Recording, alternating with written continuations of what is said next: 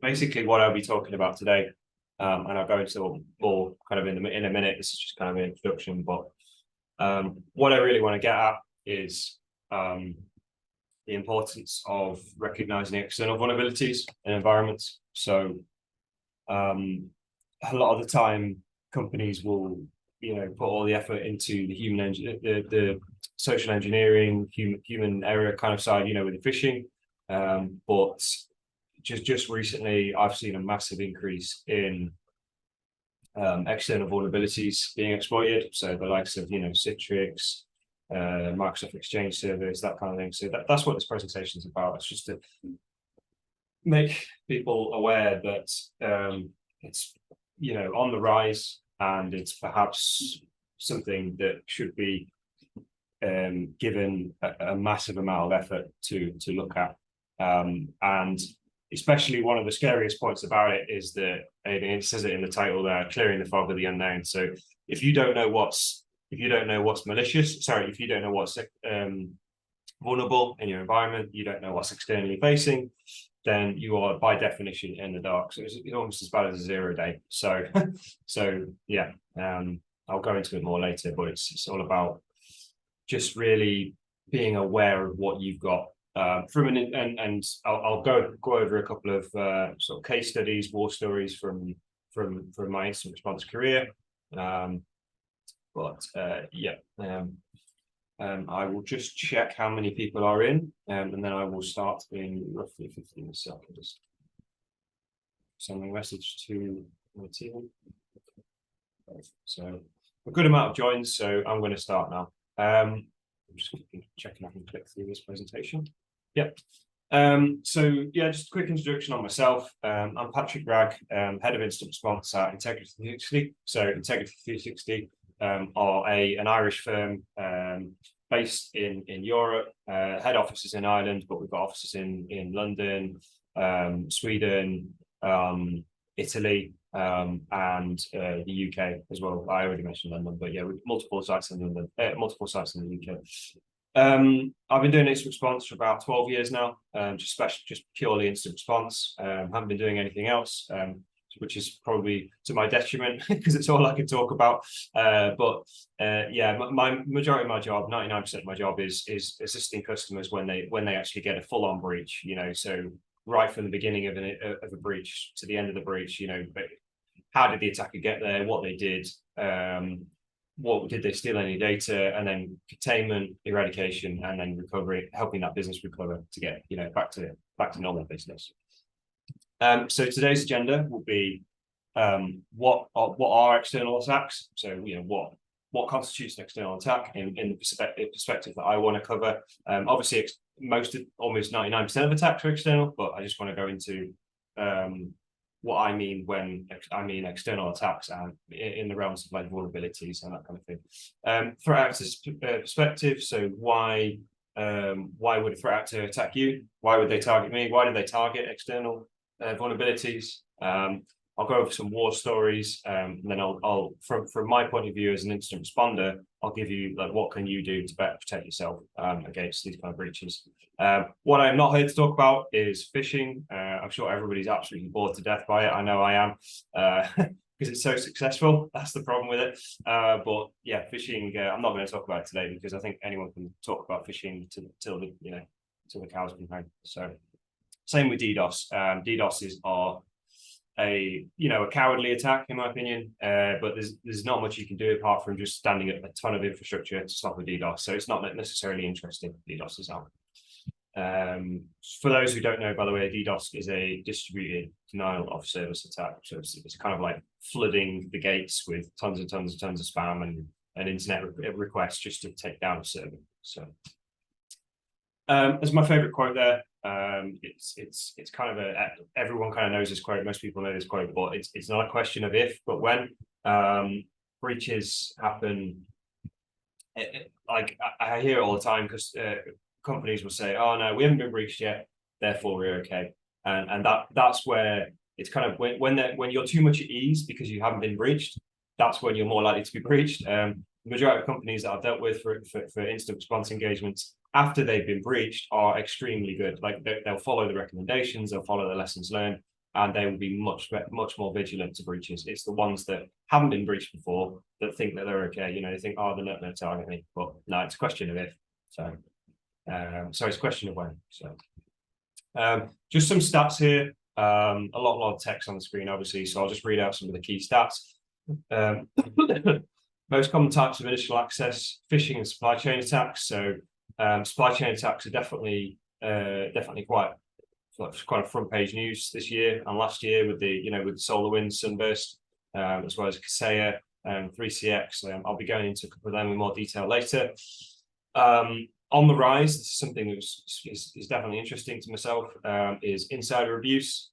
So deliberate insider abuse attacks would be, an example of that would be the Lapsus group. So the Lapsus threat actor group, who basically they'll bribe internal employees to basically leave a back door open or give them the credentials and gain access that way, rather than going through the effort of producing an exploit, phishing, that kind of stuff. So, simple way in, if you ask me. Accidents. So the police service in Northern Ireland, I don't know if everyone's aware, but that was last week. A few weeks ago, and then I think the chief constable actually resigned a few days ago because of this. But that was an accident for insider abuse. So a misfollowing of internal processes. But I'll go into that later. Unusual attack method seen. So we've come across a few of these cases where Android devices, such as the ones that you use for like meeting rooms, that sit outside a meeting room door, where you can, say, I want to book this for 2 hours. We had a case where one of these was breached. So one of these had some malware on it from sort of like 2 years ago when the actual device was created. Turns out it was likely Chinese state-sponsored firmware malware just sitting on it. So that was definitely an interesting one. Always be aware of what you've got inside. The devices you've got inside. On the rise is for sure hacktivism. So, in terms of motivation, hacktivism because of the Ukraine war, we've been seeing that heavily over the last 2 years. And then the average, these are the kind of like the average times I've seen. So the shortest time I've seen is 45 minutes from when a company has been compromised and then they call us for instant response. So that's quite a small amount of time. There's not really a lot you can do for detection there. Then average 3 weeks, and then the longest I've seen is 3 years. One thing to note about the longest time that a company, the longest time there is this was a financially motivated attack. So what you'll find is that state-sponsored attacks, rather than just trying to ransom you for money, the attackers tend to stay in for a lot longer. So in my past, I've dealt with incidents where the attackers have been in for about 8 years, 9 years. And the reason for that is because state-sponsored threat actors, especially in the kind of like China, North Korea area, will want to just steal data. They're not interested in ransoming. They're just interested in stealing data. So yeah, some stats down here. I'm not going to read them out because you can find these anywhere really, but these average amount of data, 500 gig exfiltrated.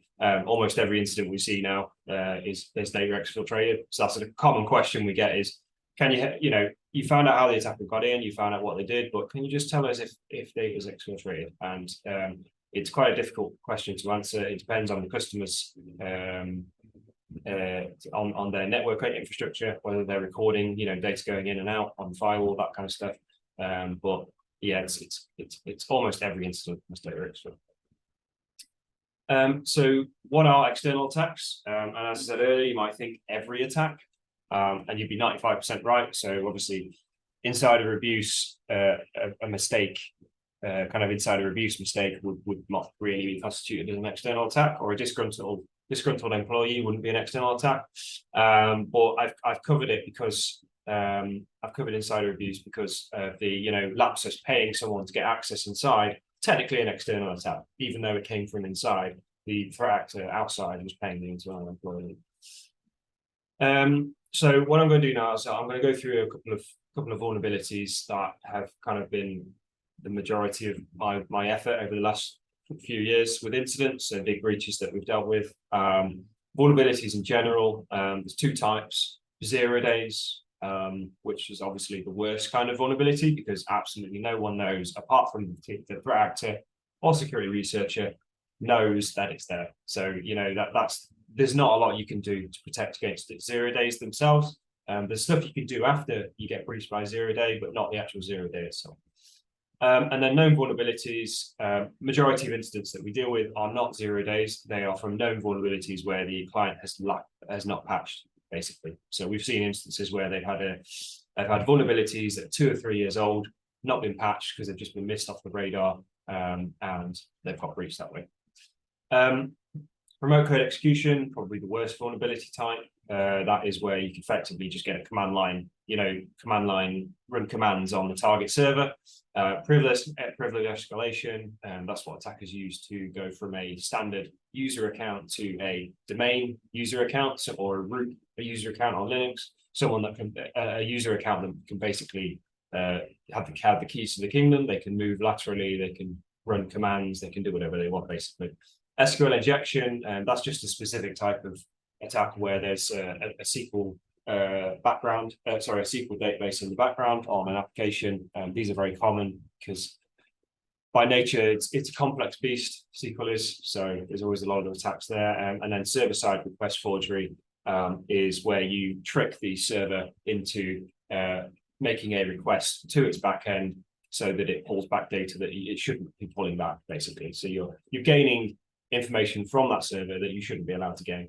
And then the different types of targets for external vulnerabilities, web servers, VPNs, load balancers, firewalls, Microsoft Exchange, and FTP servers. So the first vulnerability is proxy logon. So this was in early 2021, around March, whereby a three-pronged chain attack. So they have to, basically the attacker would have to follow the 3 vulnerabilities here, 3 steps, to again allow them to write a file to the web server. So the Microsoft Exchange has a web server built in, which is what allows you to kind of query emails and access the email infrastructure. And what this vulnerability did was, or 3 vulnerabilities, is it allowed attackers to drop a web shell, which allowed essentially as a backdoor.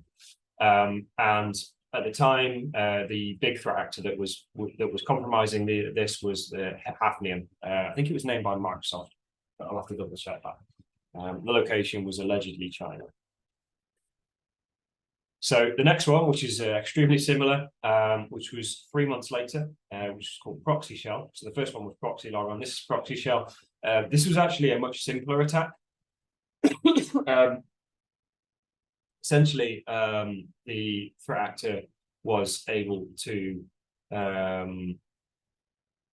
basically do the same. So drop a web shell. Very similar way of access and exploitation of server-side forgery requests, but essentially it boils down to a vulnerability in the way that Microsoft Exchange was basically letting external access in. So, and in this case, the threat actor was UNC2980, which is like a code name that Mandiant gave them. And again, the location was China. The majority of attacks, and there's still breaches of this today. Still breaches. Microsoft Exchange servers still vulnerable to this today. Citrix NetScaler. Citrix has had quite a few vulnerabilities over the last few years. This is one that was very recent. So as you can see, 2023. This is about a month ago. By sending a special HTTP GET request to the server, it would essentially cause a crash in the NetScaler packet parsing engine, so the NSPPE.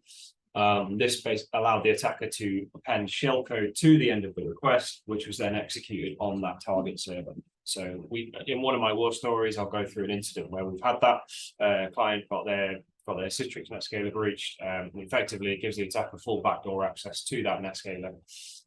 Just FYI, Citrix NetScalers are used for load balancing. So effectively splicing out web traffic, making sure that the web servers don't get overloaded, and also security reasons. So they have a lot of sensitive information stored on them. So if an attacker gets access to one of them, it's not good, because the attacker can get a lot of sensitive internal sort of network information about that client. And if anyone says all vulnerabilities are on most vulnerabilities are on Windows, that's not true. This is a Linux-based box. So yeah. Log4Shell. everybody knows Log4Shell. It was an absolutely massive vulnerability, gave us no end of incidents back in 2021, and we're actually still getting incidents for that these days. This was actually one of the quite rare open source vulnerabilities. So JNDI, which is the Java naming and directory interface, basically log4j, was vulnerable to effectively, if you give it a URL, if you send a server with log4j on it, a special URL with an LDAP request in it, such as just here, look, you can see the code there. The server hosting this will actually execute whatever's on that attacker's server. So it was a very, very trivial vulnerability, and because it's open source, absolutely tons of different applications used it. And one of the negatives of open source is that because of that reason, basically, because it's open, because everyone can use it, it's also the attackers can find the vulnerability as well very easily, and then make exploits for it. So yeah. So supply chain attacks, obviously high on everyone's agenda at the moment. If you're an attacker and you think of, like, from attacker's perspective, why would you go to the effort of creating an amazing exploit, amazing look for 0 days, that kind of thing, when you can literally just compromise a company that produces like third-party software, like SolarWinds, for example. If you could just compromise that one company through phishing or whatever, compromise the code of that tool as well, for example, the SolarWinds Orion tool, then that will infect thousands of customers at once, thousands of people at once. So it was quite smart, and that's why these are got sort of up and coming. Definitely going to see more of these in the next few years. So yeah, SolarWinds, already mentioned that. This was SolarWinds Orion, which is a network monitoring management tool. By nature, the tool Orion will be installed on almost like a large majority of people's networks, and then the backdoor that was installed by the attacker got pushed out via a regular update, which was this business layer.dll. It was digitally signed by SolarWinds, which means that it's unlikely to get scanned by antivirus. Because it's signed by Digital SolarWinds and it's trusted, in quotes. And it was pushed out via a standard update. And it was thought that APT29 was responsible for this.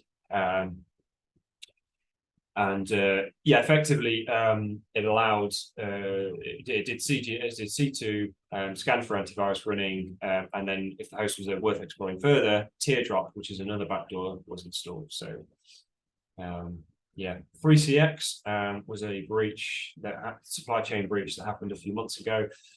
This one was super interesting because it was actually a supply chain attack on a supply chain attack. So it's like a double supply chain attack. So North Korean hackers hijacked an application from the software firm Trading Technologies.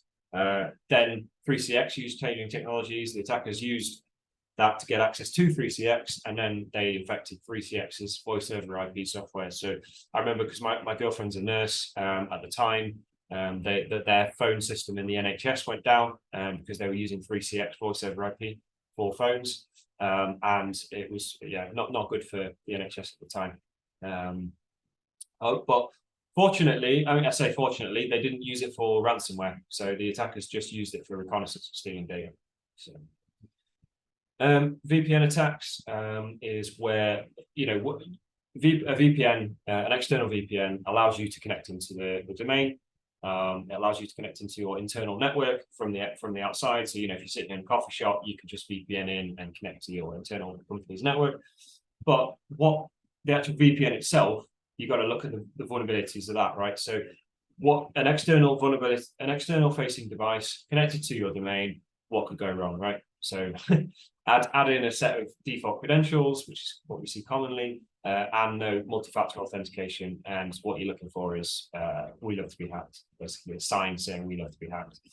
So an example of one of these was a Colonial Pipeline attack that basically stopped. It was like diesel, petrol, or as Americans call it, gasoline sales and production for about 5 or 6 days in the US, especially in the South. which was, and as a result of this, the US Department of Defense launched an attack against the threat actor. So the dark side group actually got targeted by the likes of the NSA, and they disbanded, and now they're suspected to be Black Hat, because that's what threat actors do, is they'll just disband and then change and create a brand new name all the time. But effectively, their access was just a VPN, leaked VPN password with no MFA, and they did actually get paid 75 Bitcoin in the end. But I think the NSA guys took it back, so they basically stole the money back. So third parties. So MSPs, MSSPs, ISPs, all the acronyms, everyone uses them. These are big targets by attackers, big targets. So, you know, managed service providers that provide things like remote software, remote service desk software, things like that. Obviously, they have a trusted link inside a customer's network, so you've got to be careful. They, you know, because they're trusted, and they hold your data, they are big targets for attackers. And then Move IT was an example that's quite prominent over the last few months. This was a Move IT transfer tool, so this was used for file transfer by many companies. I think the count of victim organizations is at 1,080 as of the time I was doing the slides, and individuals was about 55 million. So yeah, that's a big example of a third-party attack. Here's the insider abuse case I was talking about. So here you can see, thanks to Brian Krebs, by the way. I don't think he's probably watching, but Brian Krebs is the guy who gave us these. Gave us these screenshots of attackers, Lapsus group, basically asking for internal access. So they'll give you some money, and all you got to do is leave the back door open. So very hard to detect from a company detection point of view. And then PSNI, so the Police Service in Northern Ireland, was breached because of this was a mistaken insider abuse attack. So where a Freedom of Information Act request was made, which any member of the public can do, and it was just simply asked, can you provide a number of officers at each rank and a number of staff at each grade? A numerical table was sent, but also the back-end spreadsheet that made up that numerical database was also sent as well. And that basically had the names, units, locations, including sensitive ones, of all 10,000 police staff. So yeah, not good. Excuse me. So I'm going to quickly go over a few of the war stories that I've had. This was an incident whereby we had a customer had a AnyConnect VPN. So brute force with password spray, 12,300 attempts. They then used the VPN to create a new, basically the host they connected to the VPN when was an unknown host. So that's something you should always look for, is unknown hosts on your asset list connecting in. Print Nightmare used to move laterally, Mimikatz, and then Lockbit was deployed. So ransom was about 200K. Dwell time is 7 days, and data exfiltration 50 gig. So dwell time is the time between when the attackers get in and when they are found out, or they run the ransomware, basically. So as in they get in, they get out. That's the dwell time, the window of opportunity. So another one was a VMware Horizon Virtual Desktop Manager. Had the Log4 shell vulnerability exploited, which was interesting at the time because the version that got exploited, the version of Log4, the version of VMware Horizon didn't actually say it was vulnerable, so it wasn't actually on the list of vulnerable devices. But it was, because we found how it got exploited. So it was interesting there. We sent an email to VMware to basically get them to update that. Standard attack. Attack steps, Mimikatz, TeamViewer, which is installed for remote desktop access, Suffering ransomware, which is a fairly new threat actor and ransomware variant. And then in this case, there was an example of ransomware 3.0. So you've probably heard of 2.0, which is ransomware, then extortion, then stealing data, sorry. But ransomware 3.0 is a term explained when the third step is where the threat actor will actually start doxing, as in giving out information of the personal employees that work there, and actually reaching out to them, ringing their home numbers, ringing their families and saying, we have breached your company, basically just adding that human element to it. So yeah, nasty stuff really. This suffering guys, just they don't have a lot of don't have a lot of morals, I would say, basically. And then the last example is customer had a Citrix NetScaler, so the Linux device I was talking about earlier. PHP web shell was deployed, and the attacker basically used the access to gain internal domain, IP addresses, VPN secrets, and DNS configuration. So onto our kind of more less kind of fact slides and more onto kind of discussion fact slides. So to be internet facing or not to be, you need to ask yourself with your, what you've got in your environment. Do the devices that are internet facing really need to be? And if they don't need to be, are they? Triple check, quadruple check that they aren't externally facing. Because a lot of the incidents we get, they are externally facing when they weren't supposed to be. Or for example, an RDP port was opened on the firewall by accident and then got brute force. So a lot of it is by mistake. Some of it by not competency, just complete, just missing stuff. But the internet is like a wild west, and you should really take care of what you've got facing on the internet. Open and closed source, two sides of the same coin, really. There's pros and cons to both. Battle of the shells, for example, Log4 shell and proxy shell, both really bad vulnerabilities. First one there, it was open source. The second one was closed source. So if anyone says to you that open source is better, just say, well, what about Log4 shell? Or if anyone says to you that closed source is better, just say, well, look at proxy shell, look at Citrix vulnerabilities. So there's no right answer. It's just whatever, you just have to do your due diligence on each. It's good to think about the attacker's perspective. What do I see when I look at my organization from the outside?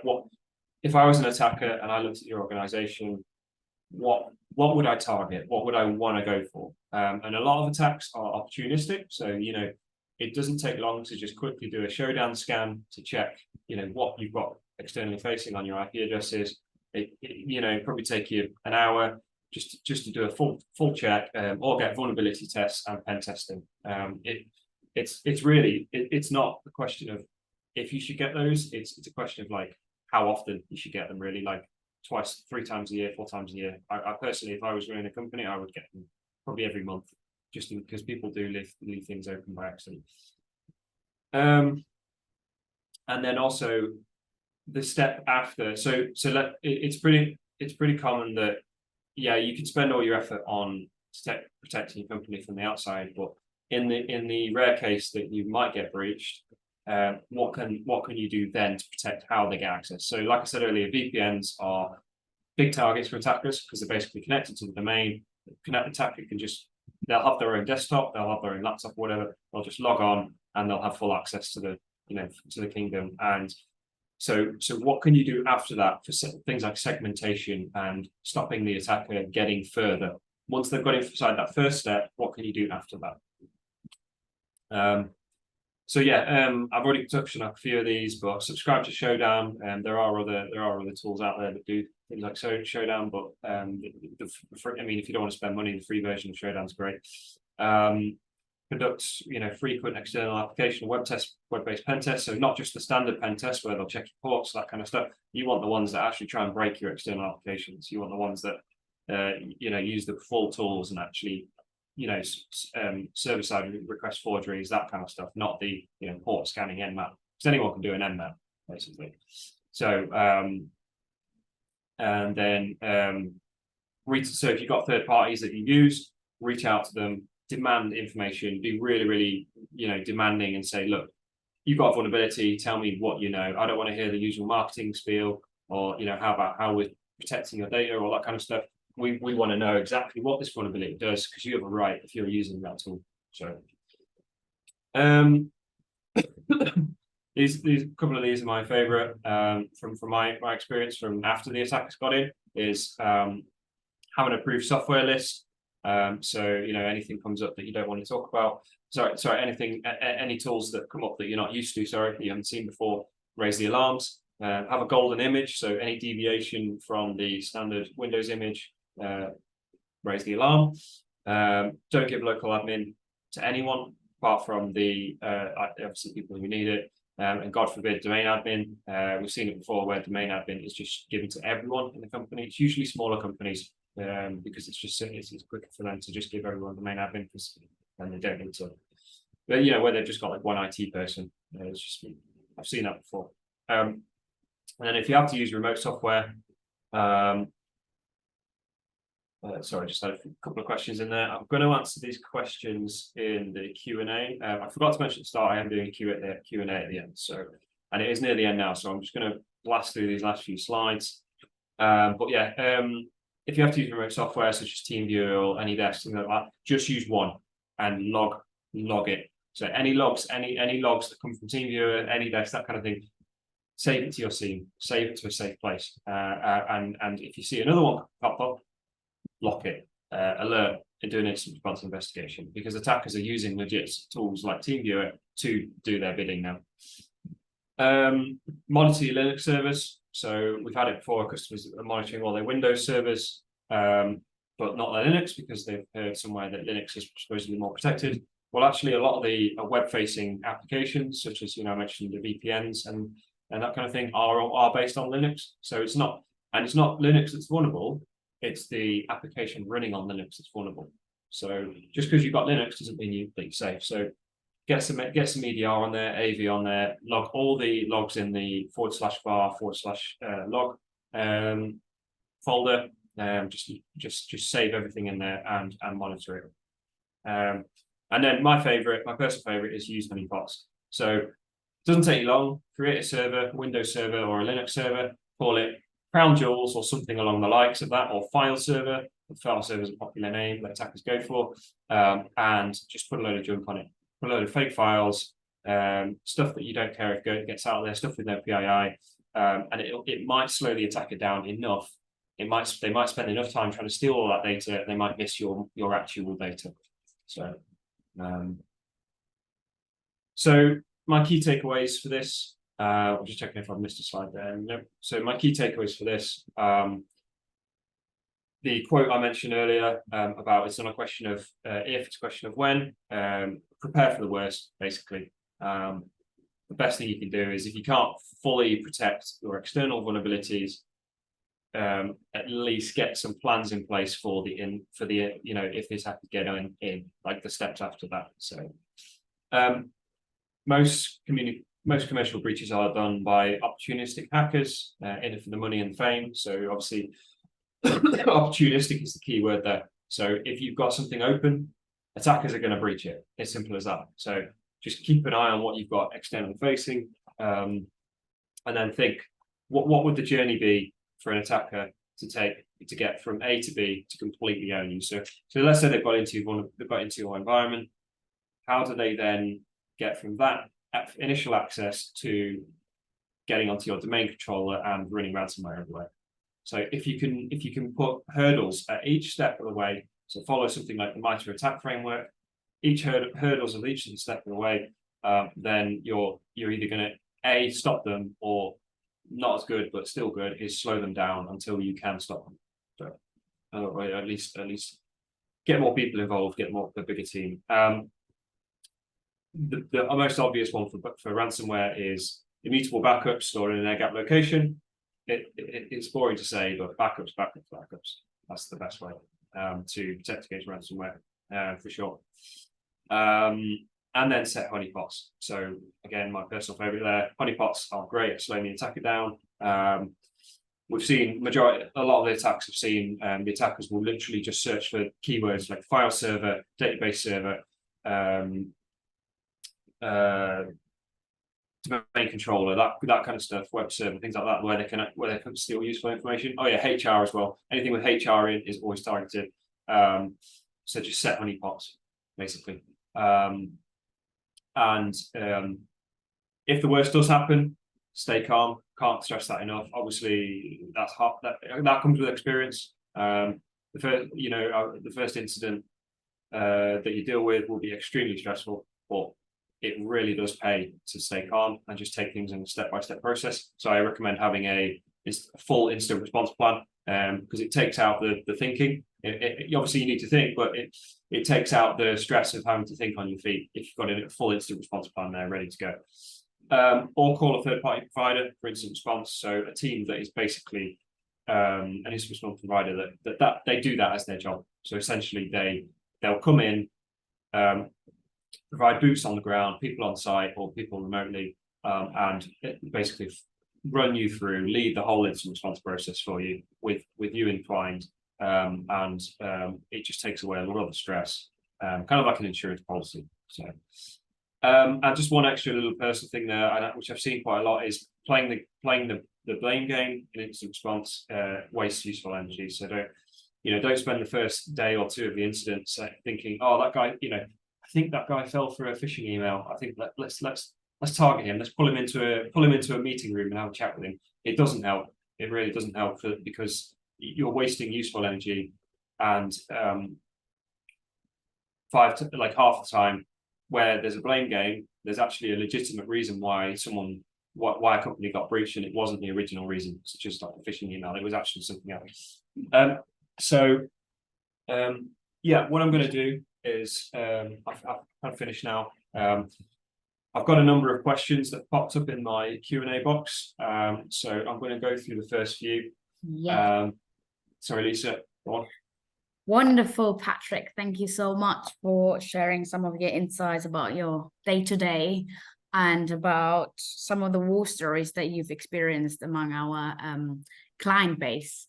And yes, we had quite a few questions. If you don't know how, if you have got any questions, down below in your screen on the Zoom bar, you should have a Q&A window, and you can pop in any questions you may have to Patrick right now, because we've got another 10 minutes to run through any questions. If he can't answer any of your questions, not all of them at the same time, we are going to share a follow-up, but Patrick is also here to answer questions afterwards. So you can send them in if you reach out to your account manager or to us in marketing. Right, the first question was, what approaches can an organization take towards attack surface management? So the points that I mentioned earlier would be the external vulnerability testing, the vulnerability management, the pen testing. But I just want to reiterate what I said earlier, and that is that don't just get the standard standard scans that will check your ports, check your see what's open, IP addresses, external IP addresses. You want the full whack. You want excuse me. You want the full penetration test, whereby the penetration tester will look at every individual application you got. They will try and actually break it, and this includes applications that aren't standard. So this includes devices and stuff that isn't standard. So like the VPNs and stuff like that. We're talking personal applications that your company has produced or you've used a third party for, such as, I don't know, for example, NHS bank for organizing nurses and that kind of thing, right? That could be an internal application that you developed that will sit into externally facing internet. You need your pen tester to fully try and break that. So that's my answer from like a technical point of view, is don't just get the minimum Nmap scans and stuff. That's useful advice. Thank you, Patrick. So there are a lot of incident response service providers out there. What should a business look out for to pick the right one? So you want one that has good coverage. So the good amount of staff, good amount of coverage. You want one that prioritizes you as well. We don't want that can just kind of give you one analyst per day kind of thing, and just if a massive attack happens on like loads and loads of companies, you don't want them to just give you one person for a few hours a day. You want them to basically prioritize you. A good onboarding and kind of refresh your process. So because so an IR provider that really sits down with you at the start of the sort of retainer, whatever you want to call it, and finds out absolutely everything about your infrastructure, everything about what you do, all your stakeholders, all the really pertinent information that you would need if you had an incident, because essentially what the good thing about an incident response retainer, having an IR provider, the best thing about it is that you're cutting out that whole preparation side of an incident response breach. So you're cutting out a good, day or two of engagement, and they're ready to go 24/7. So I'd say those are probably the two main ones. I could name more, but obviously it's for time. So the next one, Lisa. Okay, I think we've got time for one more, and there is just one that came through. Have you ever seen an MSSP compromised? The consequences will be extreme. Not personally, and definitely not integrity. I haven't seen that. I haven't worked for one that's been compromised. I haven't personally dealt with one that's been compromised, but it has happened in the past. I mean, I don't know if would consider SolarWinds an MSSP, because they do provide security services, but they're more of an application provider, tool provider. But obviously the results of that were absolutely devastating, because they were used by thousands of companies, and their application, the SolarWinds Orion, was absolutely everywhere in trusted environments, in sensitive environments deep inside the network. But yeah, I mean, it would be absolutely, I agree, it would be extreme because an MSSP has access to essentially all your logs, maybe internal access. But I would say one thing is a good MSSP or a good MDR provider wouldn't necessarily need full account access to your environment. They would basically just get the logs, get the security logs sent to them. So they wouldn't necessarily have all your personal data in terms of documents and access to that kind of stuff. They would just have access to the logs, the metadata. So not as extreme as someone like SolarWinds, which I would say. I think we've got time for one more because we've got okay, one more. What should you do if you find the vulnerability in a piece of networking hardware? Oh, that's a good question. So from a technical point of view, is obviously patch it straight away. But if you can quarantine it as much as possible, basically just completely quarantine it without absolutely destroying your network, then that's great. It depends on the severity of it though. So if this is a networking device such as like a firewall, an externally facing firewall, so monitoring internal access, external traffic going internally and internal going out, then shut it down, patch it, and then you can bring it back up, because that's externally facing, so extremely high risk there. Whereas if it's an internal router switch, device, internal firewall, then it's obviously not as much risk, but it's still it would need to be patched ASAP. So and then, like what I said earlier, is reach out to the vendor and get their assurances in writing about the vulnerability, so that if something does really bad happen, then at least you can follow up with them and get some direct support. Also MSSP, if you've got an MSSP, obviously reach out to them for advice, because they will be able to provide you with things like checking for indicators of compromise, hashes, malware hashes, signs that it's been compromised, and they'll be able to help you with that. So. Okay, so I'm just going to ask you one more question, because we had two about cyber insurance coming in. Maybe you could just give your view about that. We had our insurance company has recommended a particular company in the event of a cyber incident. If we use another company, are we still covered? Is this something you can answer? Yeah, so I'm gonna answer both these questions, because there's another question below that, which is, should I consider IR from a third party, or would my insurance option be sufficient?